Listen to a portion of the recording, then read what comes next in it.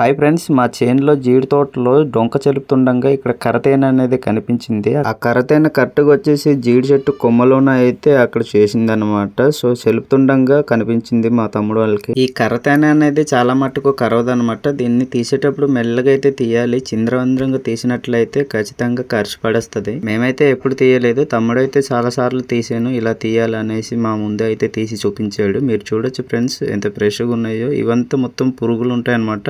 ఈగలు తయారవడానికి అయితే పురుగులు పెడతాయి. ఇలాగేది మొత్తం తట్ట అనమాట. ఇదంతా ఆయిల్ లేదు. ఈ తేనెకి కొద్ది భాగం అయితే ఆయిల్ తట్ట ఉంటుంది. ఆయిల్ తట్టను అయితే ఇప్పుడు కత్తితో అయితే ఆకుల్లో అయితే కోసిస్తున్నాడు. అందరం కలిసి కొద్ది కొద్దిగా అయితే తిన్నాం. ఏ తేనె నూనె అయినా దాని టేస్ట్ అనేది చాలా బాగుంటుంది. గత వీడియోలో కూడా మీకు చెప్పాను కదండి, మా చేనులు చెలిపేటప్పుడు అందరం కలిసి కట్టుగా చెలుపుతామని. అలా తెలిపినప్పుడు అయితే ఇలా భోజనాలు అయితే పెడతాం అన్నమాట. చేనులో అయితే ఇలా భోజనాలు చేసేసి అయితే గంట తర్వాత మళ్ళీ చెలుపుతాము. వీడియో మీకు నచ్చినట్లయితే ఒక చిన్న లైక్ అండి, ఒక చిన్న సబ్స్క్రైబ్ ప్లీజ్.